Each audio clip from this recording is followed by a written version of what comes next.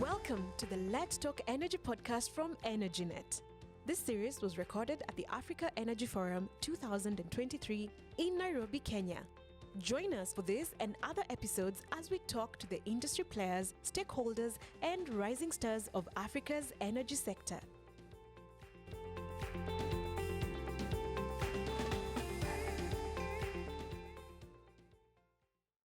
Welcome to the Yes podcast. My name is Grace Waswa. We've just had a conversation with an incredible guest from Nigeria, and we are continuing the conversation at the Yes podcast. So welcome to the show today, and I'd like to invite our next guest to introduce herself. She's a lovely young lady who is going to tell us what she does, and she's going to have an incredible conversation with me about renewable energy and what they're doing at their company to support countries shift to renewable energy. Lucy, welcome to the show. You look lovely. Thank you, Grace. Please do introduce yourself. Thank you. Thank you for having me. My name is Lucy Nyoike. I work with the Global Energy Alliance for People and Planet. I support our partnerships portfolio for the Africa continent and also support our comms, communications. Okay. And I'm based in Nairobi, and I'm very happy to be here today. I am also excited that you're here today, and I just want you to, in the introduction stages, talk to us about your company, what you guys do, what you guys have done, so that people can have a feel of who you are as an organization. Yeah. Thank you. So, the Global Energy Alliance for People and Planet is an alliance of 19 partners, 19. and we came together at COP26 2 years ago. Yeah. And the reason we came together is because we realized we have three major challenges as a planet. And the number one challenge is energy access. Okay. The second challenge is jobs and livelihoods. And the third challenge is carbon emissions. So the reason we came together is because data show that 3.6 billion people across the world live in energy poverty. And we really needed to amass our joint resources, come together and figure out how we can increase energy access to these people. Okay. And incidentally, that 3.6, majority of those are in the low and middle income countries. And that is basically Africa and Asia and part of Latin America, which actually that shows the demographic of where we actually work. Okay. And at the same time, we realized that out of the energy poverty, people have to figure out different ways to ensure that they have some level of energy that they can use in their homes. And majority of this energy is not clean, and therefore contributing to carbon emissions that we are also trying to reduce to save our planet. Okay. So coming together gave us the opportunity to address this challenge, bring about clean energy, and mostly it's around battery storage, because for example, where the majority of the population is, the 3.6 billion in Africa, we have very good resources when it comes to renewable energy.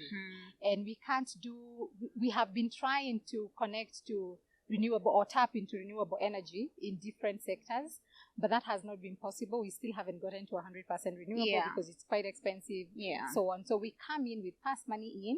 Out of our 19 partners, we bring the fast money in so that developers or governments can tap or bring out the actual potential of the African continent, and the same thing with Asia, the same thing with Latin America. So brought together by IKEA Foundation, Rockefeller Foundation, and Jeff Bezos Art Funds. And each of these people contributed to our first capital, about 500 million each.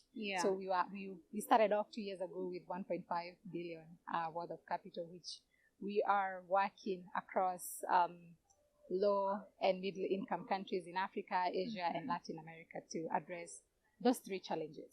Interesting. The company started 2 years ago, and there's that massive growth. Yeah. Wow, you guys are doing amazing work. Thank you. There's an interesting term that I've heard from you, energy poverty. Yes. Just before we get into the questions, I don't know if you could elaborate more about that, because I don't think people understand there's actually anything such as energy poverty. They understand poverty in its common, but what exactly is energy poverty? Because it seems like it's something that your company is intentional on trying to solve. Yeah. Yeah. So to us, energy poverty is basically a lack of access to electricity, lack of sustainable energy for a country, for example, and then also lack of what I would say ways to improve your livelihoods, because there is no opportunity for you to build up on what you're already doing, because you don't have. Most of the time, let me take this back. Most of the times we consider energy as just electricity. Yeah. But from where we sit, energy is not just electricity. We have electricity is just one form of energy. We have other forms of energy like batteries. We have other forms of energy like solar powered or wind or renewable. There is diesel power generators and all those. And our specific focus is really renewable energy, and try and break or bring the energy poor country or energy poor persons on the continent, improve their livelihoods. And if you do not have electricity stroke energy that you can use to improve your livelihoods, there is no much potential for you that's true. As a person. Because if we were to come really closer home and take examples of certain towns in Kenya, for example, we have places where about 10 years ago, when we were doing our last mile project, there was nothing. There was no towns, there was no any kind of economic activity happening in the area. And when we were doing our last mile connectivity programs, all of a sudden, towns screwed up, people, livelihoods. You could see town centers becoming better, homes getting like more permanent housing, more children going to school, improved grades in classes, and so on. So we, as Global Energy Alliance, what we're trying to do is ensure that there's just an equitable distribution of energy across the world. And our target is really renewable energy, because we realize there's so much potential. And on the other side, we need to save the planet from the carbon emissions that are coming from the diesel generators, from the coal plants, and so on. But it's going to take us a process, and that's a process we are trying to work on with governments, work on with different populations, different stakeholders, and ensure that by 2030, we are talking of specific numbers of people whose lives have been improved because they are no longer energy poor. That means they now have access to electricity, which is the most common term that we can use to get to an understanding of energy poverty versus energy rich. Yes. Okay. I mean, it tells you the importance of energy, and I don't think a lot of us have that grasp that energy really, it powers a lot of, the economic activity. Like you said, towns have cropped up because of, the work that you have done. So you guys are doing great work. Thank you. I just want us to go into now the different activities that you've been doing. You've talked to us about what you do, what the organization does, what challenges you're trying to address. You've also talked about the territories that are important to you. You've talked about the low and middle income countries, so the developing countries, and why it's important that residents and citizens of these countries access energy. And you've even beautifully talked about how towns have cropped up, economic activities is seen, and all that. So let's talk about the project that you're most excited about. What projects? I mean, you could even share with us past projects that you have done and projects that you are most excited about. Thank you. Before I get to the project, our structure is very unique or in terms of the countries that we work in.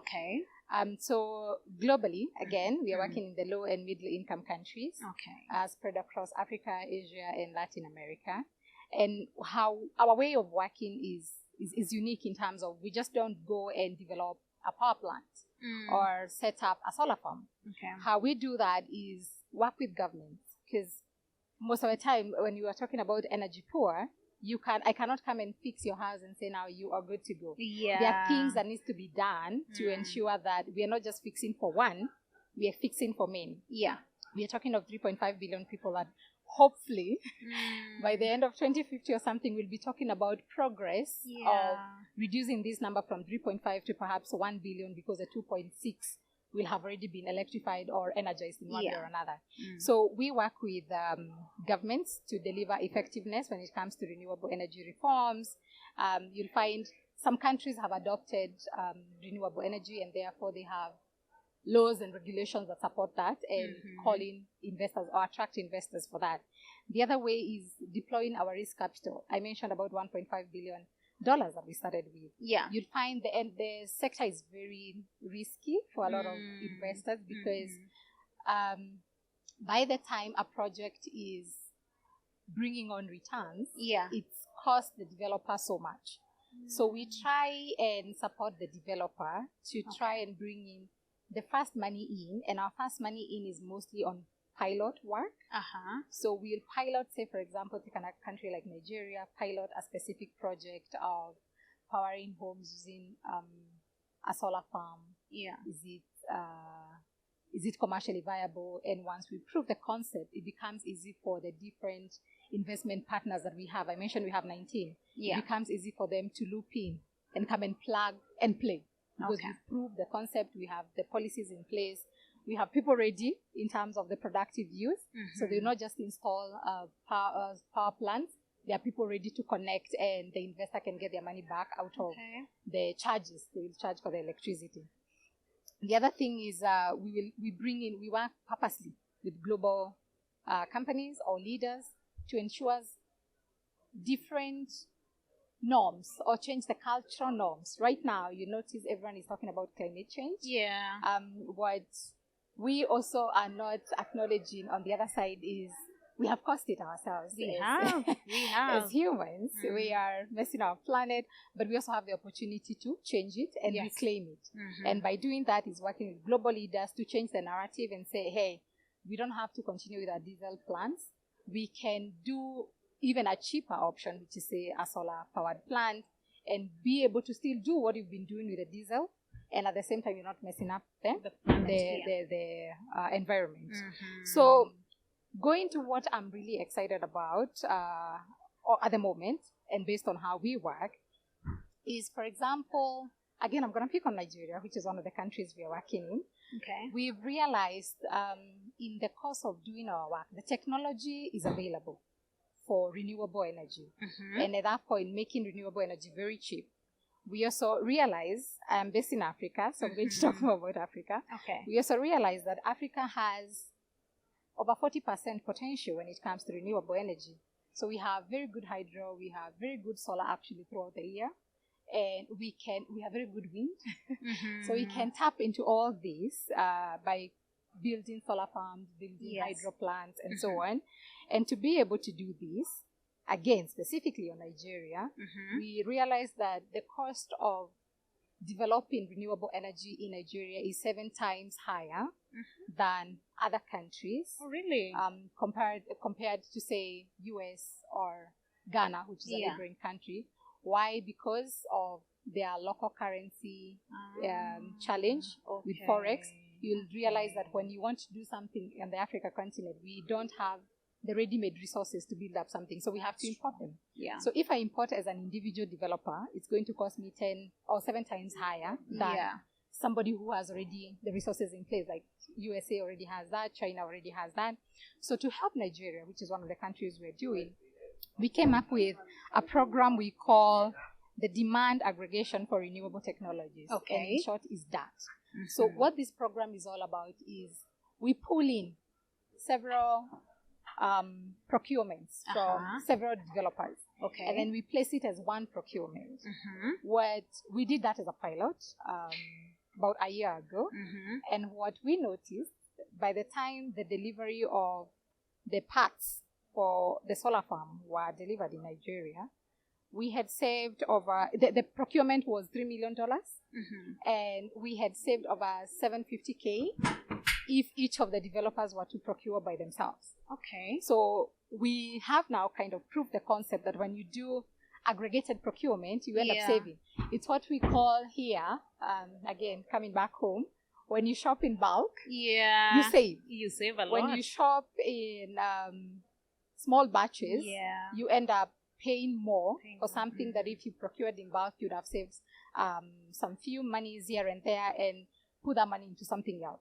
So that has worked for us in Nigeria. We've saved $750K US in our first batch of procurement. Okay. And with that, as I mentioned, we put in the fast money in. We test the concept.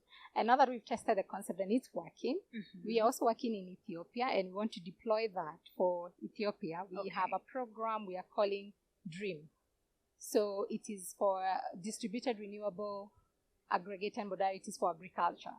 So what DREAM is doing is bringing over 200,000 farmers to do energized agriculture.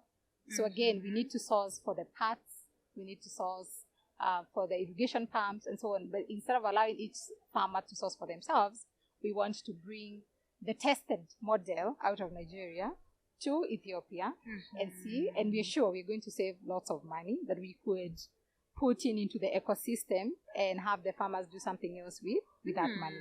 So that is one of the things I'm very much excited about of what we're doing. Saving money to be able to bring more on the continent and do more with the resources that we have.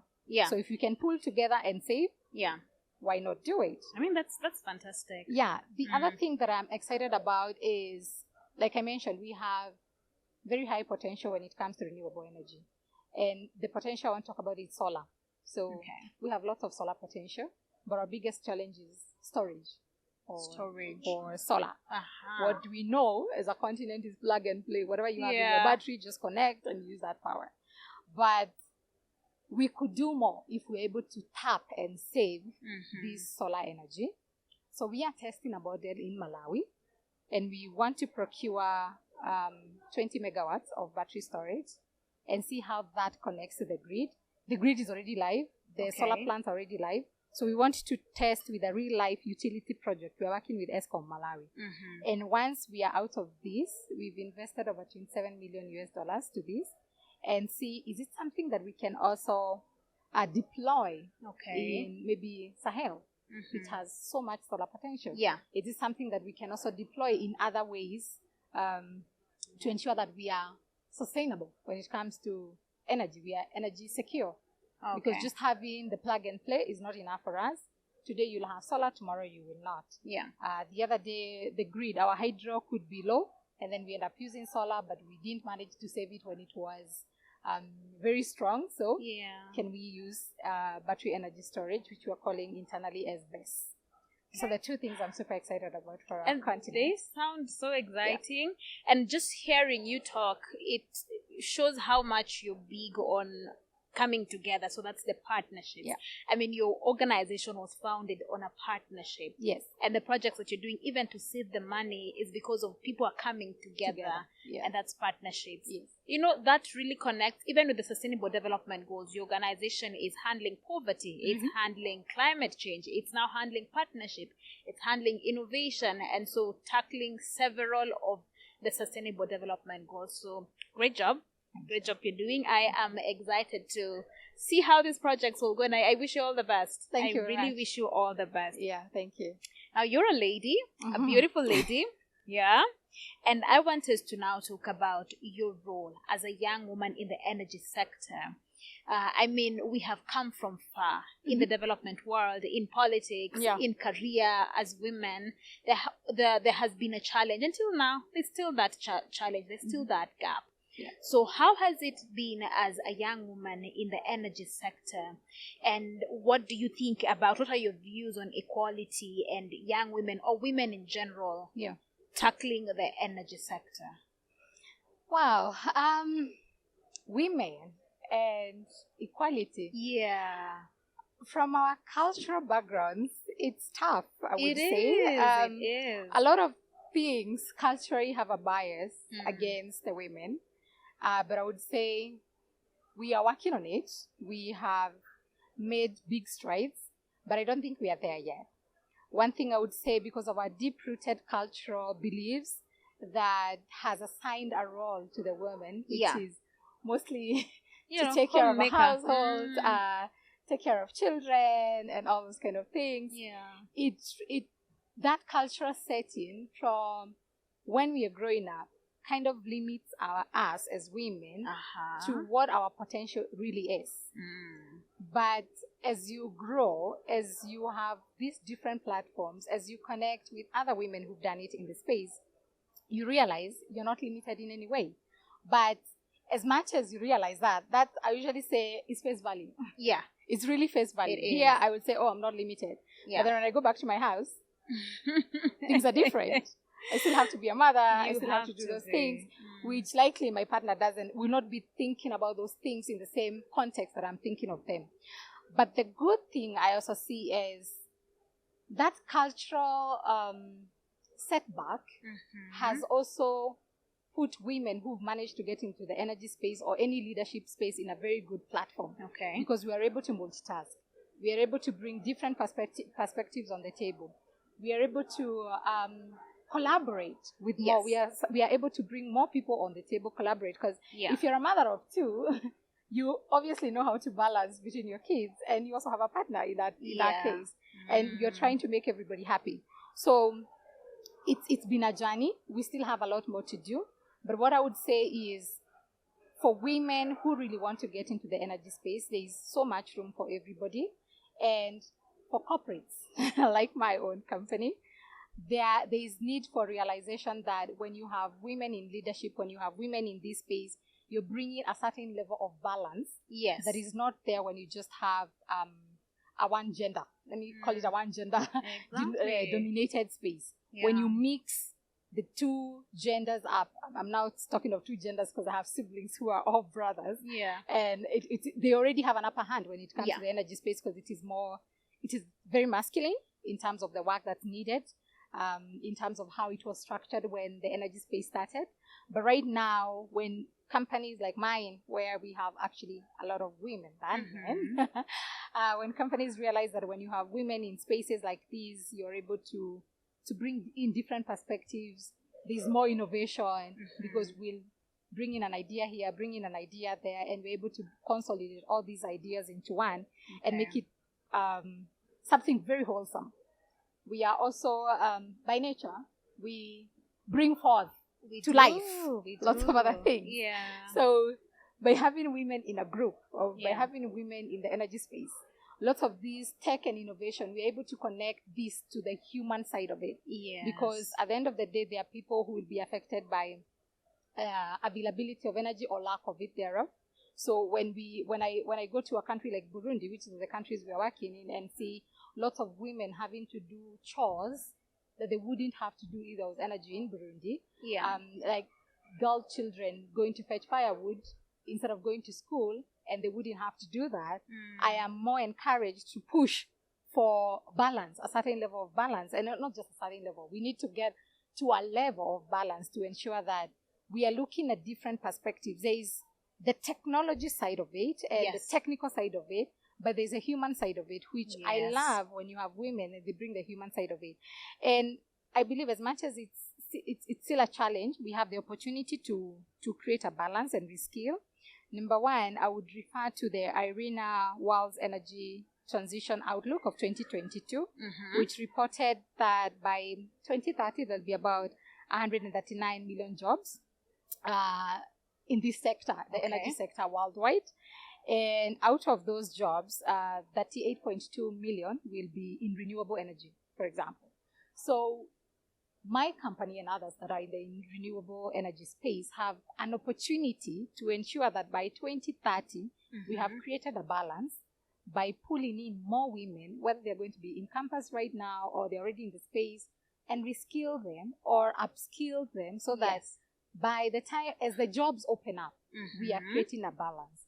As the jobs make themselves available, we are getting more space for women without looking at a woman as a woman, but looking as a woman as somebody who's equally skilled. Exactly. Because the company has gone out of its way to ensure that the women are either skilled or upskilled, because you'll find in most companies, the women are doing the more service kind like jobs. Yes. So let a company like mine take me, for example, and put a helmet on me, take me to the field and tell me this is how to do this, or take me for training, so that when an opening presents itself for, say, operation and maintenance of a power plant in Uganda, yes, why not send me? Yeah. And then while at that, what I would say is, for my company specifically, Global Energy Alliance of People and Planet, we are so committed on gender equality. Like I mentioned, we have actually in our Africa team, we have more women than men. Sorry to the men, but it is very motivating to see that. In countries like Sierra Leone, which is also one of the countries we're working with, we have designed a program that's specifically for women. Women, it's called Solar Harness Entrepreneurship, only focuses on women because Sierra Leone has a history, which gladly, and we are very happy that they are getting away from that history. But incidentally, we ended up with more women doing or trying to make livelihoods for their families, which was very tough, going to the farm, doing all these things. But when we bring energy to them, they're able to deliver a lot of things more faster. They're able to bring in more resources for their families. Like, for example, one lady in Sierra Leone, I was talking to her like 2 months ago when I was there. She's like, she's very happy with the program because with the fridge that we got her, which is solar-powered fridge out of a solar farm that we've also resourced, she's able to sell cold water. Sierra Leone is a coastal town, so it's very hot. So she's able to sell cold water, which was something that she couldn't do that before. She's able to sell refrigerated stuff. So that means before and after, she's able to make more sales. She's making more money. And replicating that, we are so gender-centered, and where there is an imbalance, we do our best to create the balance. For Sierra Leone, for example, there is need for a balance to ensure that these women who are widowed out of the war, they are able to still take care of their families and make livelihoods. And ours, for each project, the reason I'm saying we are very intentional, for each project that we are supporting across the 7 different countries and other, like, we actually working in 13 countries, but with 7 key focus countries, ensure that each project has 50% of the beneficiaries being women. So we're like, let's do whatever it takes, whatever is needed to ensure that women have equal opportunities as men. When I talked of upcoming towns, let's ensure that women also can be part of that upcoming town. They are also able to open up businesses as men open. Because you notice, again, because of our cultural setbacks, men pounce on opportunities faster because nothing is holding them back. But we are intentional to ensure as men pounce on it, we have women ready to do so by going ahead of time, having somebody who is skilled to talk to the women, coach them, help them write business proposals, and then work with them all the way to the bank, for example, and make sure they are supported to have the resources and the financing to open businesses so that as men get their money, because it's not very difficult for men to get money, women also are in the line, are on the table to receive the same funding that a man will receive from the bank. Fantastic. Those are absolutely beautiful sentiments you've shared there. And I love how intentional your company is on upskilling women. I've had you talk a lot about upskilling women, about giving them the opportunities and letting them know that their humane side is actually important. And it's a value add. Absolutely. It's a value add, right? So thank you for that. I see we are running out of time. We are actually, So I just want you to give us a brief advice. Any advice you'd give to young people, very short and brief. Any young person, just any advice you'd give to them. Wow. I would give them advice based on my experience so far. And I would say, as a young person, please take the risk. Take the risk. Go out there, leave your comfort zone. We are too comfortable waiting for our godfathers and godmothers to help us in this journey. We need to get out of our comfort zone. When you get that opportunity, for example, your godfather has helped you. Please push yourself to do more. Just don't do what you've been asked to do. Show your employer or the person who's taken a risk on you, because you took the risk, that they were right when they chose to take the Yes. risk on you. Do more. Be open to mentorship. Because I would say we are too educated because we have found ourselves in the era where we have all these different platforms where you can learn quickly. I can actually try and figure you out before I come for the meeting through maybe technology and so on. But there is a human nature when it comes to growth. And that human nature is mentorship. Somebody who's gone ahead of you, who's been in the space longer, somebody who's done it in the space. Take time, seek mentorship, be ready to listen. And then the other thing I would say is partner and collaborate more.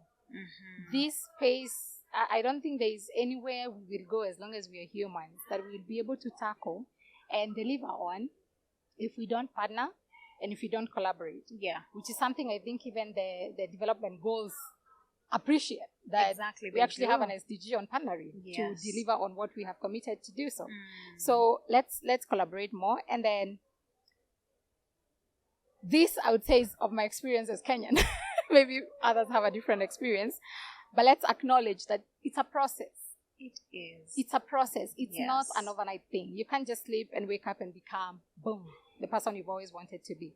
It takes a journey. It takes risk. You will do missteps. You will learn from them. You will move. But it's a journey. Be ready to take the journey.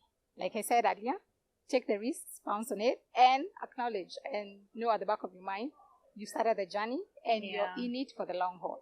Yeah. Thank you so much, Lucy. There you have it, guys. I mean, take the risk, as Lucy has said, take the risk, be ready to have your voice heard. And if somebody has really taken a risk on you, I think you should show that it was worth it. Exactly. Yes. It was worth it. So thank you so much, Lucy. Thank you. I have loved this conversation. I love how passionate you are about what you're doing.